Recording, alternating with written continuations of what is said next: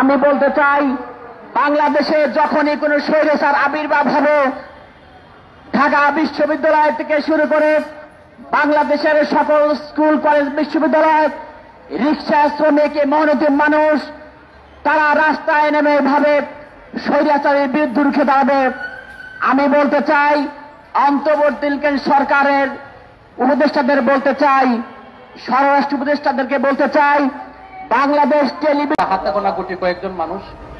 তার আগে আমি বলতে চাই, আজকে আমরা যে বিষয়টির জন্য এখানে দাঁড়িয়েছি, জুলাই গণ অভ্যুত্থান পরবর্তীতে আমরা যতটুকু আশাবাদী ছিলাম, বা আমরা যারা জুলাই আন্দোলনে আমাদের জীবন, আমাদের আপনজন, পাড়া প্রতিবেশী ভাই বন্ধুরা, বিভিন্ন স্তরের ছাত্র জনতা সহ যারা এই জুলাই গণ অভ্যুত্থানে স্বৈরাচারের পতনে যাদের জীবন বিলীন করেছে, আমরা আশাবাদী ছিলাম বর্তমান অন্তর্বর্তীকালীন সরকার স্বৈরাচার মুক্ত আমরা বাংলাদেশ একটি সুন্দর দেশ করতে পারব।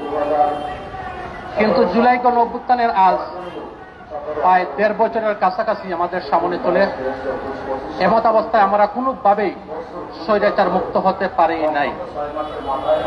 একই জায়গাতেই গত মাসের ৮ সেপ্টেম্বর আজকে যে বিষয়টিকে নিয়ে দাঁড়িয়েছি, সেই বিষয়টিকে নিয়ে দাঁড়িয়েছিলাম মানববন্ধন প্রতিবাদ করার জন্য। তখন সেই মানববন্ধন থেকে